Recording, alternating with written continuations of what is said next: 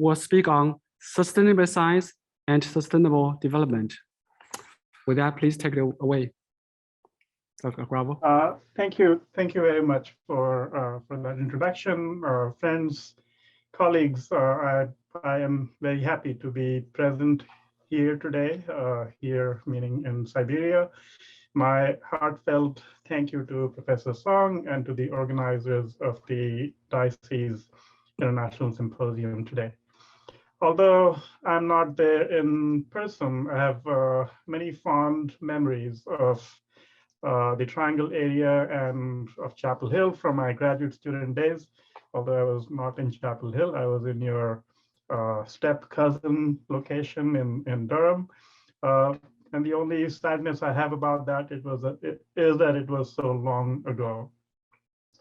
Professor Song asked me to talk about the connections between my work and the broad sweep of research in diocese. And the talk I'm presenting today focuses on the general contours of research in social ecological systems for the most part, and some observations on how work in sustainability science can be strengthened, perhaps even should be strengthened for it to be more effective in connecting to the concerns that we all are motivated by, concerns related to sustainability and development.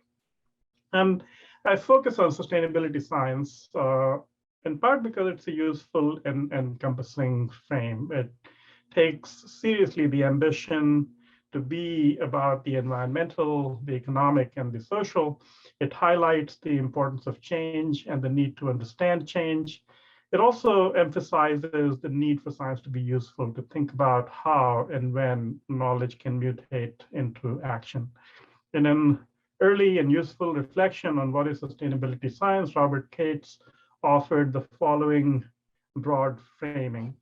Let me see if I can advance the slides.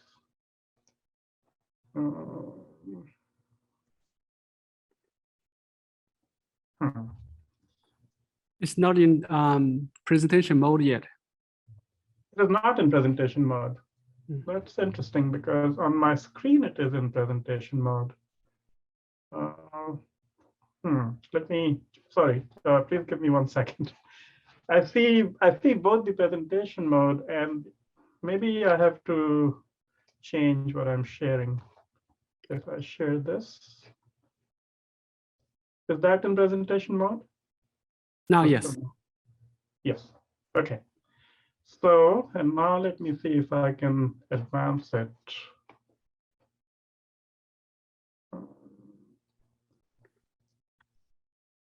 Nope.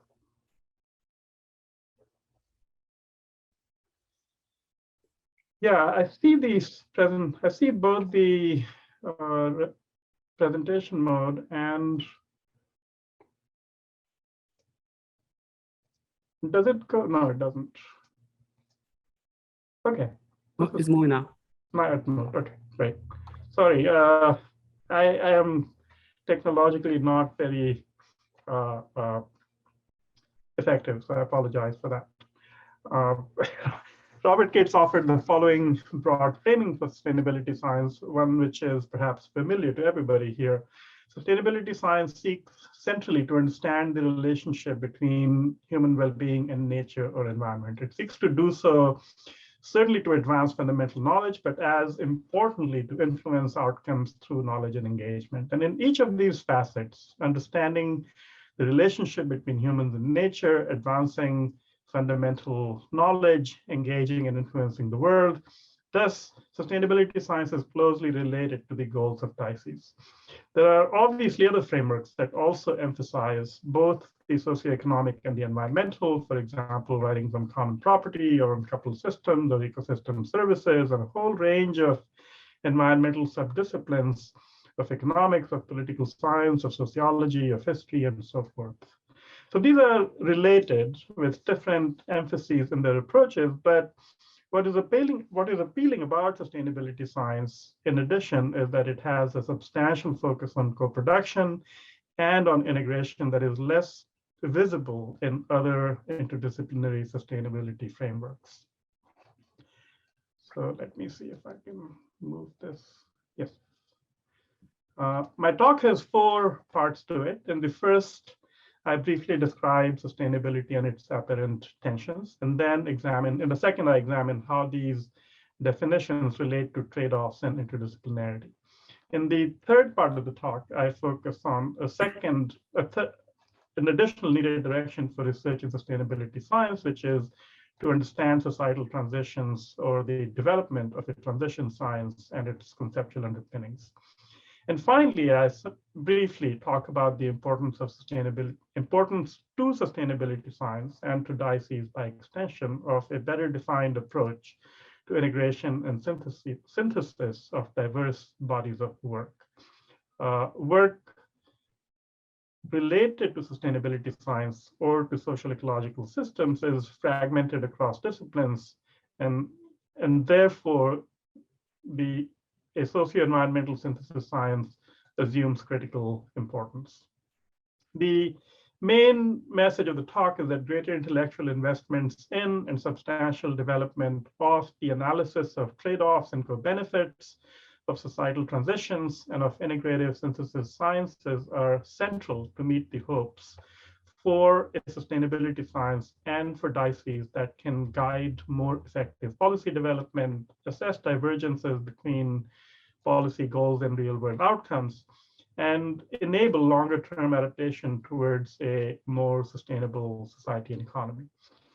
So what are some of the definitions of sustainability? There are two key features are part of definitions of sustainability, both testimony to the complexity of what it means. The first concerns the explicit appeal of sustainability to time.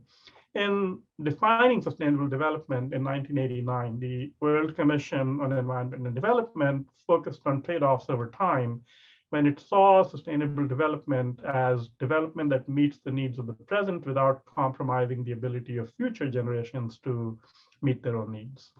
This idea of sustainability being about the ability to support and maintain the well-being of present and future generations can be criticized for being too anthropocentric, for focusing too much on humans, although there is perhaps no necessary reason to think of generations or needs of the present only with reference to humans. The second dimension of sustainability, or aspect of sustainability, identifies the non-human more explicitly and is visible in the appeal to 3 different dimensions of sustainability: the social, the environmental, and the economic. And perhaps even more often in the effort to focus both on the human and the natural, the social and the ecological. Understanding both socioeconomic and environmental outcomes is critical to knowledge of trade-offs between these spheres. Without better knowledge and understanding of empirical patterns of socioeconomic and environmental outcomes associated with or resulting from changes in different drivers, the science of trade-offs and co-benefits will forever remain elusive. And our intuitions will remain captive to thinking just in terms of linear or curvilinear relationships between, or nonlinear relationships between the environment and the economy or society. Indeed, this feature of sustainability definitions points explicitly towards the need for interdisciplinarity when pursuing new knowledge in sustainability science. Stated thus, the terms of the agenda for dices are minimal and broad.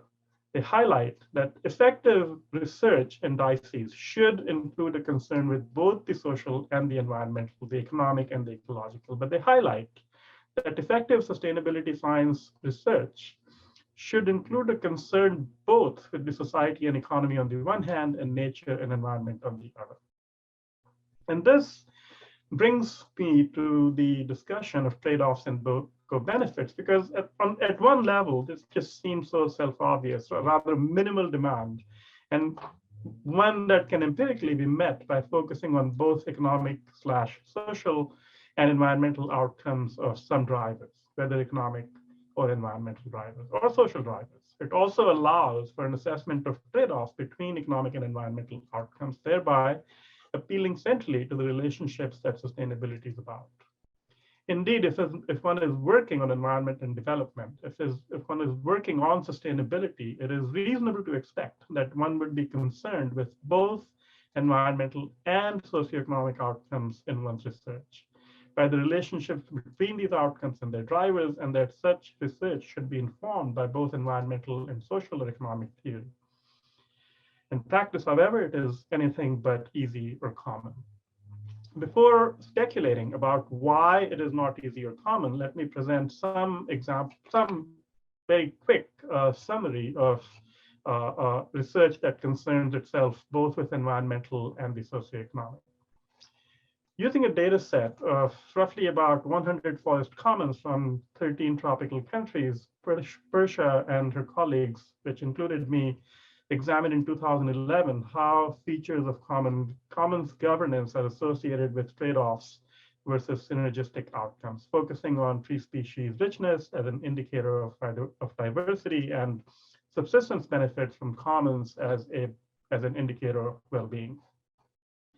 In another paper in 2011, Ferraro and his colleagues examined how protected areas in Costa Rica and Thailand support avoided deforestation and poverty reduction, and explored how distance from cities and slope affect changes in both these outcomes at the same time. In a more recent paper, Olderkop and his colleagues examined forest commons in Nepal to show how the presence of commons predicts both lower deforestation and improved household well-being compared to administrative units that do not have forest commons, and how these two outcomes vary with baseline levels of poverty.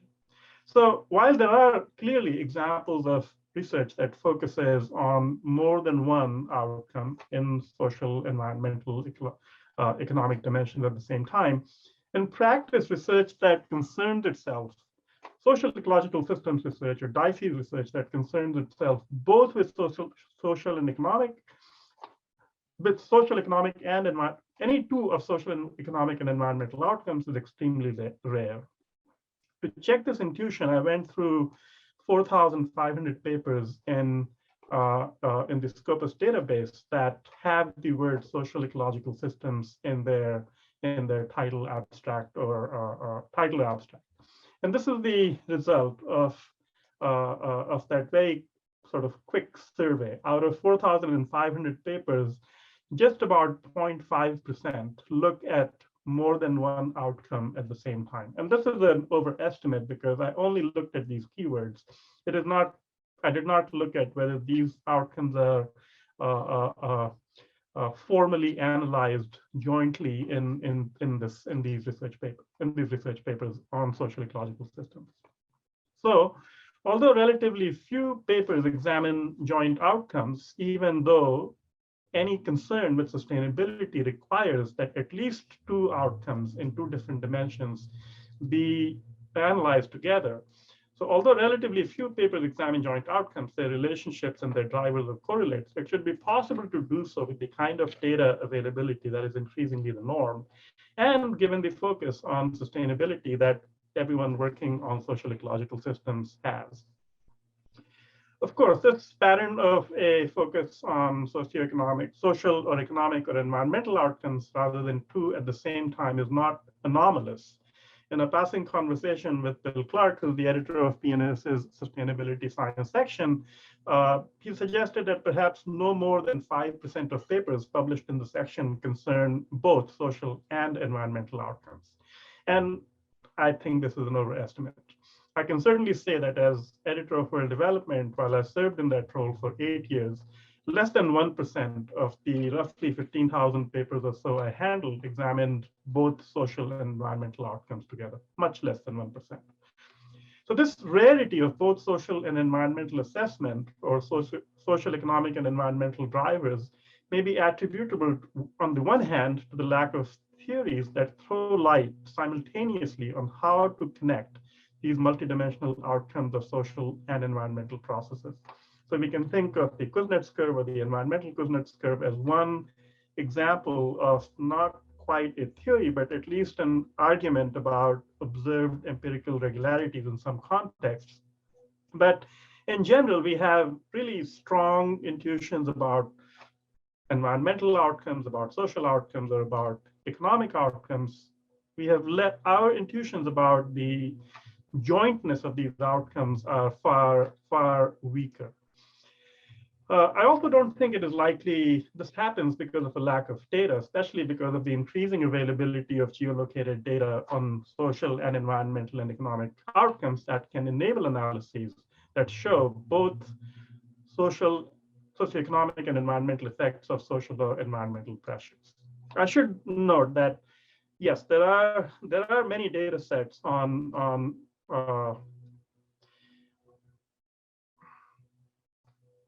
well-being and environmental outcomes, but we do suffer from a remarkable paucity of comparable data on equity and justice outcomes, which is particularly striking given the sophistication of our thinking about the concepts of equity and justice.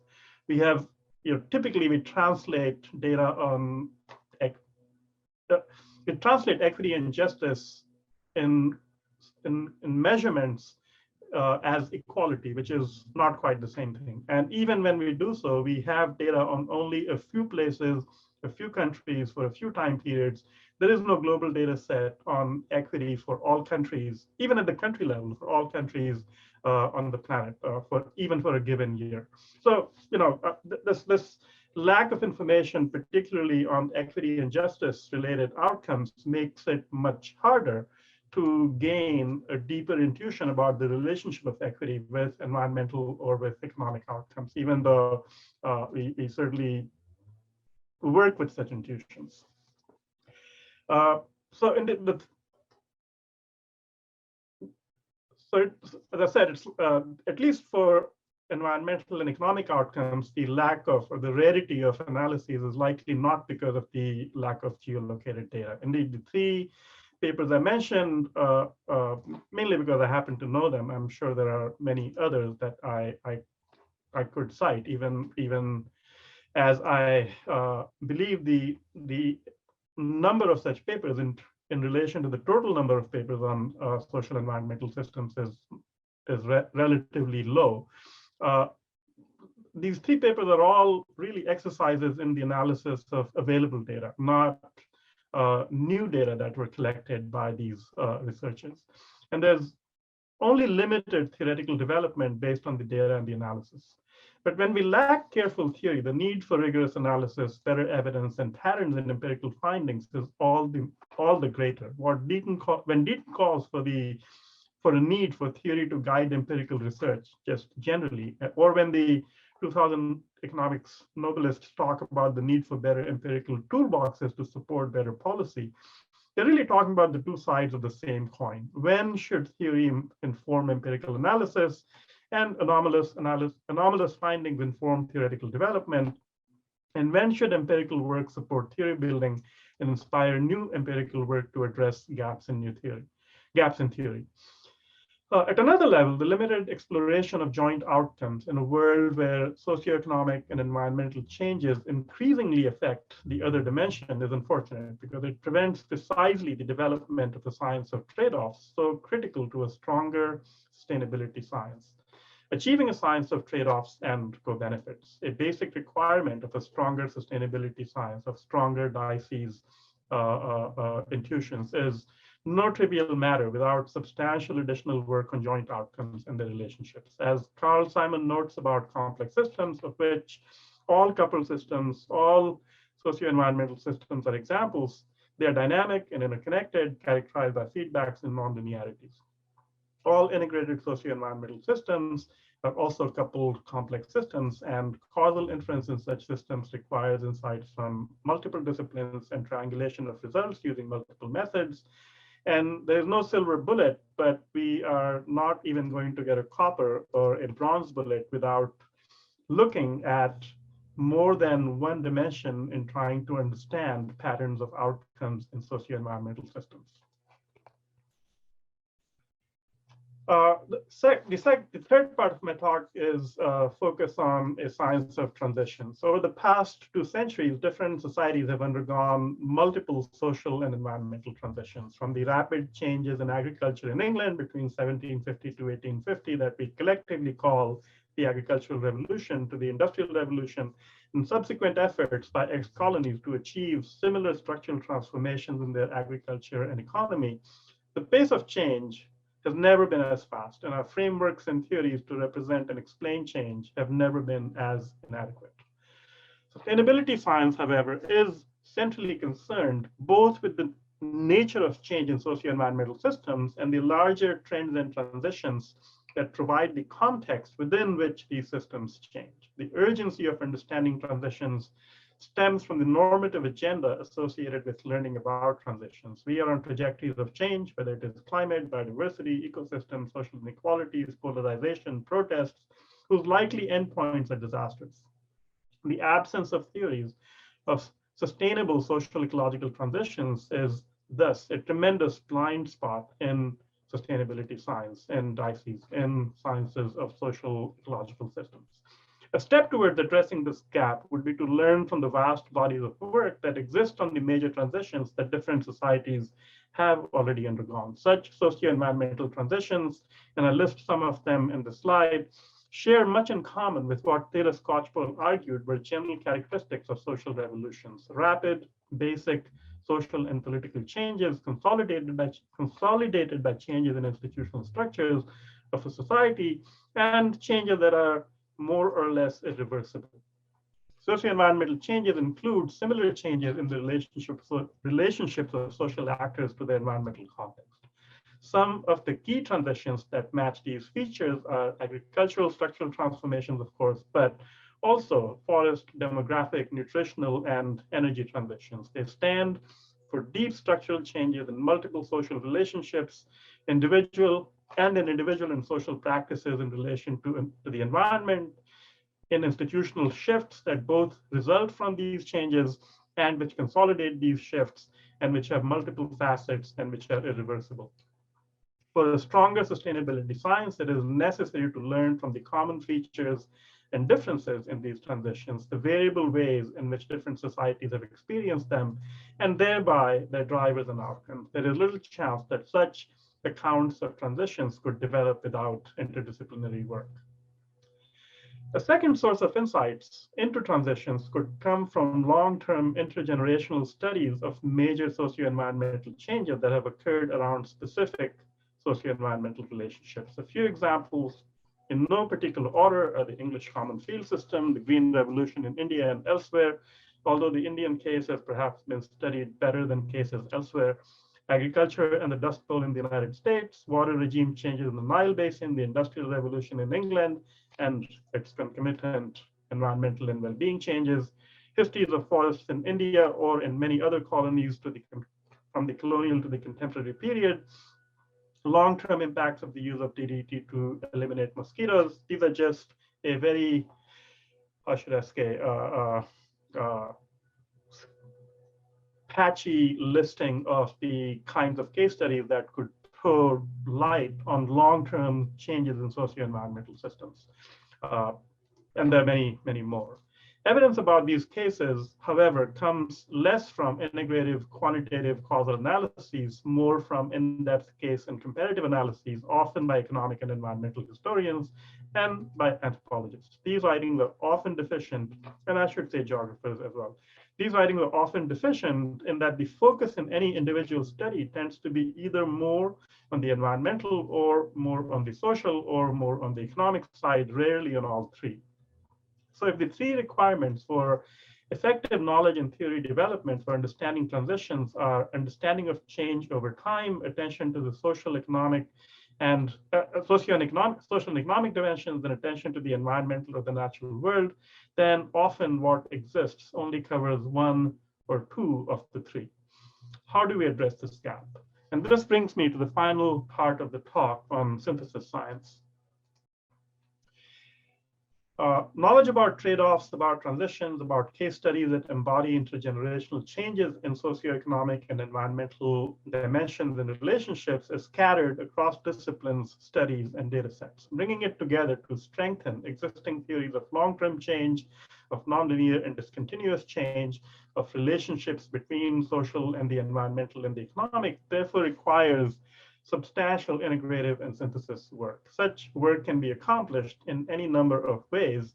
It is not clear that any single approach to synthesis dominates others. Systematic reviews and meta-analyses are effective in providing a particular kind of synthetic knowledge, synthesis knowledge about the common features of what is known. They focus on patterns of similarities and differences across rigorously executed work, especially when such work provides quantitative estimates of causal relationships. But critical reviews and syntheses that seek to connect dissimilar evidence from multiple sources regarding a particular case or phenomenon of interest are equally important to extend the knowledge of what happened and why in a given transition, or of a given case of socio-environmental change. Such an integrative synthesis science would help situate socio-environmental outcomes more intimately in relation to their larger context and help elaborate and understand better the patchy and heterogeneous relationship between context and outcomes.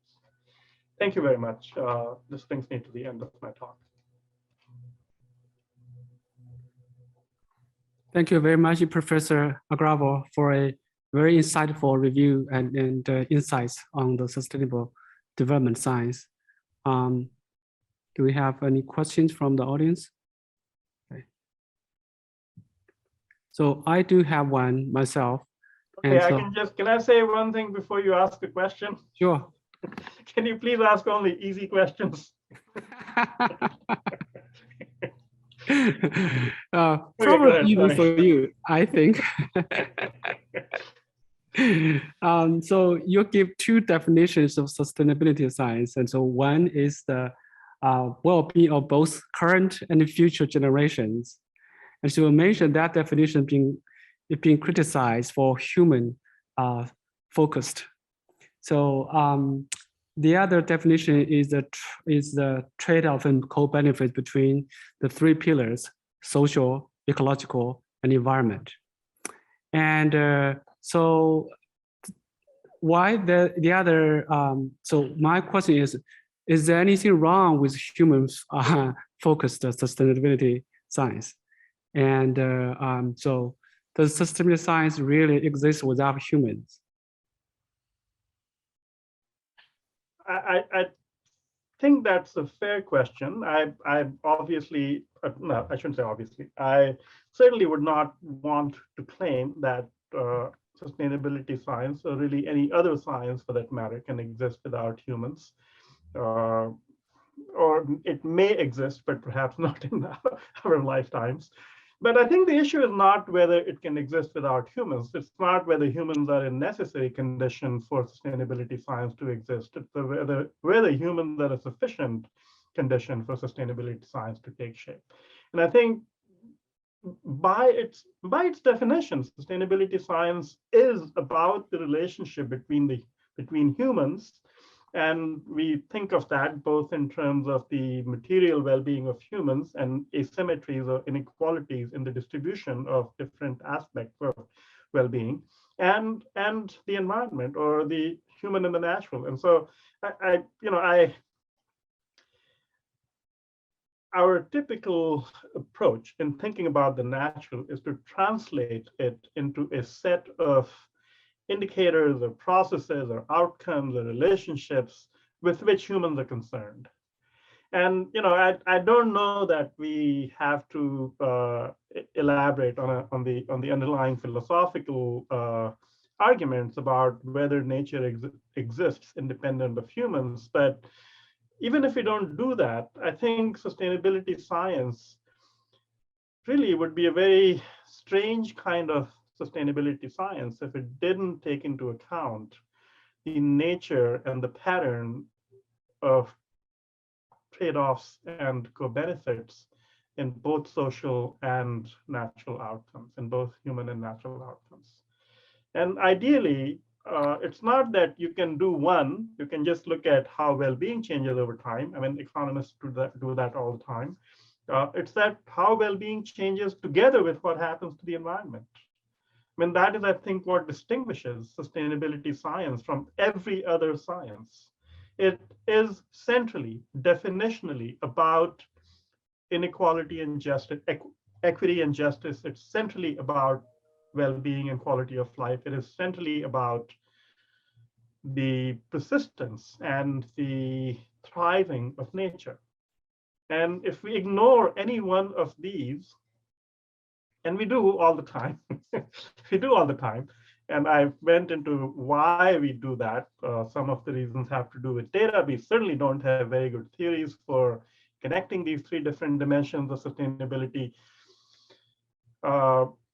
We do constantly do that, but I think our goal has to be to have better intuition and to have better theories and to have a deeper understanding of the relationships across these three, and an understanding that is relevant to not just the specific things in which we are interested. So I don't know. I mean, this is what I think. I can't say that this is everybody must have this understanding, but if we believe that sustainability has these three pillars and that it is concerned with change over time and the relationship between what happens today and what happens in the future, then I don't see a way that we could say, okay, I'm just going to study the economy, I'm just going to study nature and call myself a sustainability scientist. Thank you very much. That's a very insightful comments. And so we do have a question from a couple of questions right now. Okay, one from Professor Jiangu Liu. Fantastic presentation to address the issue of very percentages of papers with both socioeconomic and environmental outcomes. What are possible solutions in your mind? Perhaps frameworks such as metacoupling, telecoupling frameworks that incorporate both socioeconomic and environmental dimensions in their definitions can help. I 100% agree with you on this, that we, having frameworks that highlight the importance of these different dimensions of sustainability is almost like the sine qua non, like necessary for us to push for studies that do more integration across different dimensions. But I think also we need to do more illustrative empirical work. I think it's easy for us to say that you out there, you must consider all of these different dimensions, but I think it is equally important for us to offer examples of how to do that, and it's not that the techniques for doing it are not there, both in terms of quantitative analyses or sophisticated approaches to sophisticated logical connections that can be highlighted, or even sort of individual case studies. I don't mean to say individual case studies cannot be sophisticated. In fact, some of the best work on social ecological systems is based on individual case studies. But I didn't mean to imply that, but I guess what I would say is that frameworks are an excellent and really important and necessary, perhaps even starting point. But I think we just need to do more of this in our work. We don't do enough of it. And when I say we, I don't mean me or you guys or anybody who's part of this conversation. I'm just saying, when I look at 4,500 papers on Scopus, and I look at how many of them use just two keywords at the same time. And my coverage of keywords is relatively imprecise, and I don't really go into the extent to which they actually analyze these two aspects of sustainability together. I think the estimate I came up with, 0.5% of these papers do it, is actually high. It's not 0.5%. It's less than 0.5% of empirical work on social ecological systems and sustainability science concerns itself with more than one outcome dimension when it comes to sustainability. So we just have to do more work, because as I said, we also don't have very good theory. So I think developing stronger frameworks can at least help us begin to think about what kind of theories would fit those frameworks, and what kind of empirical patterns can we or should we be looking at? Because we did a systematic review of indicators of agricultural sustainability in work on in commodity agriculture. We found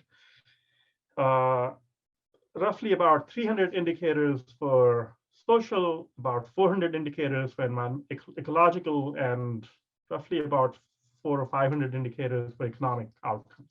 So just focusing on empirical work is not going to cut it, because we just have such a huge diversity of different kind of indicators that different scholars pick, and very little ability to then subsequently, after the research is done and published, to equate them or to establish identities between these different indicators. We have to have conceptual guidance for what indicators should we be looking at. So yes, I completely agree with that. But I do think that more empirical work, better development of methods that can, or stronger development of stronger methods that can allow us to look at multiple dimensions at the same time, and through that, elaboration and more careful theorization are what we need to do. I mean, and it may seem overwhelming, but sustainability science is a very young field. It's not even, in many ways, it's not even a quarter century old. So there's a lot of precursors to it. I think we are really at the beginning of what seems like a really exciting and important effort for us to pursue. And who better to do it than winners of Dicey's grants from NSF?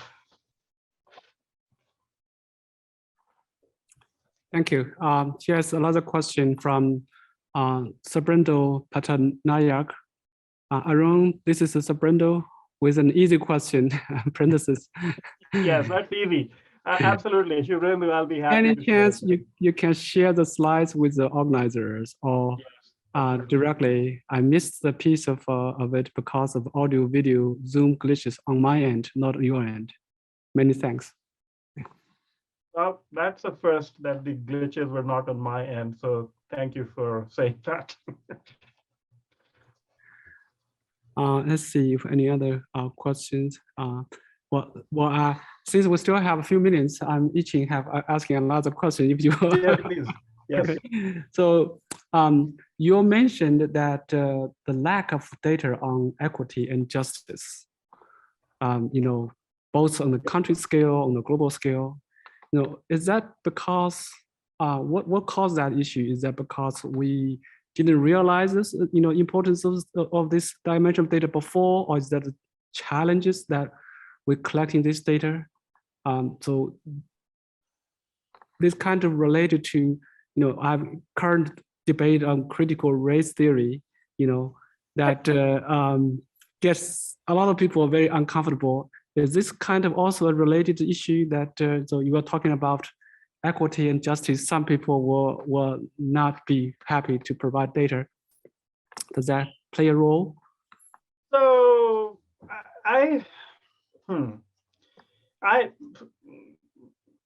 so first of all, I'll say it's not that it is not possible to create a global data set on equity and justice.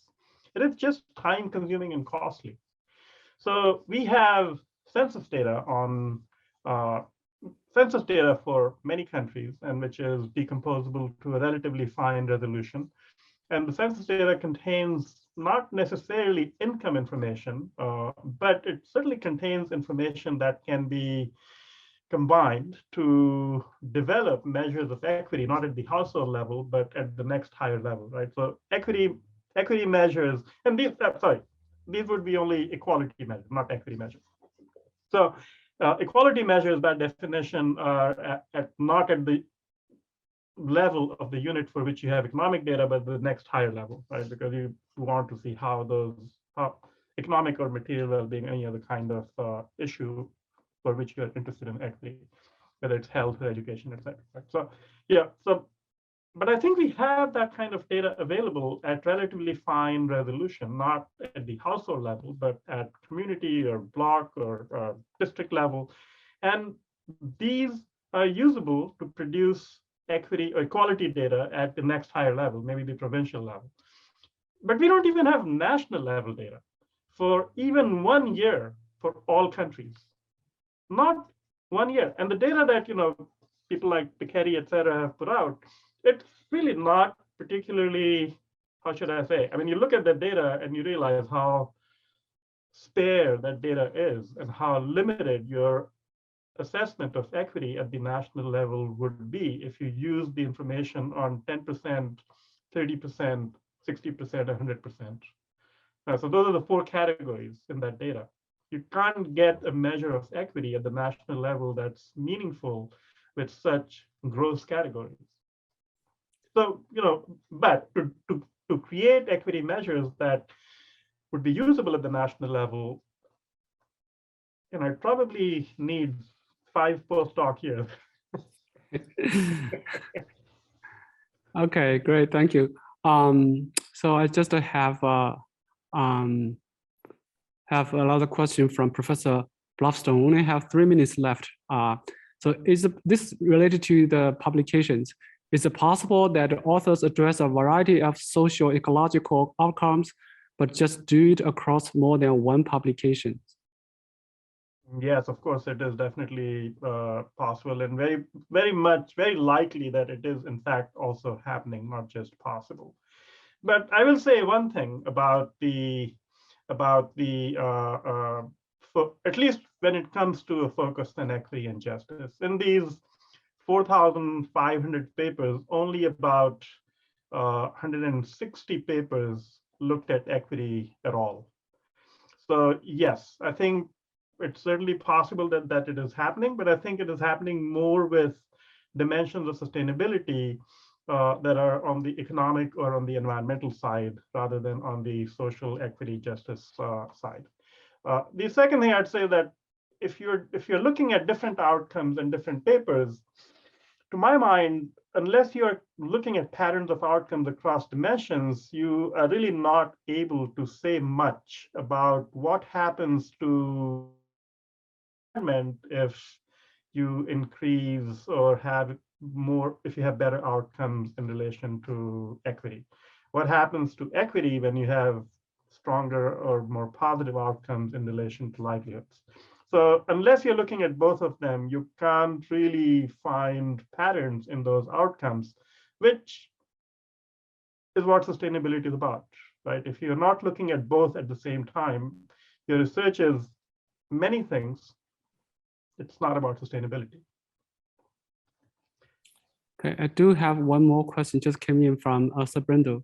So one potential reason there is a slow research on sustainability is that academic and other institutions are still, for the most part, led by disciplinarians who struggle with inter, multi, or transdisciplinary research, appreciate it, understand it, encourage it, despite the evolution of schools of sustainability, say in many US institutions, but perhaps hope is in the way, one generation away from leadership switching to scholars who wrote interdisciplinary PhDs and are more systematic to the course. What do you think? Yeah, I was trained as a political scientist and I'm not in the political science department. And so I 100% your point about where the disciplines are, particularly I think the social science disciplines, but it's not just the social science disciplines. I think there's a lot more interdisciplinarity in what one might call professional science disciplines, policy, business, public health, sustainability, environment, etc. So yeah, I agree with that. Is hope away one generation away? Is hope one generation away? That would be nice. I don't know. I think we need more than just hope. What do you think, Shubrendra? I think the coming generation is much smarter, much better trained, much more, how should I say, much more efficient than my generation was. And maybe I'm slightly older than your generation, Shubrendra. but I don't think being efficient and smarter and productive and interdisciplinary is sufficient. I think we need institutional changes in how we pursue these questions, and we need to break the stranglehold of disciplines. And perhaps it is actually already happening, because I was reading some report from on enrollments in different fields, and discipline enrollments, particularly in the social sciences, are going down nearly across the board, and they are rising nearly across the board in interdisciplinary professional school settings. So maybe the market will do it. We don't have to do anything.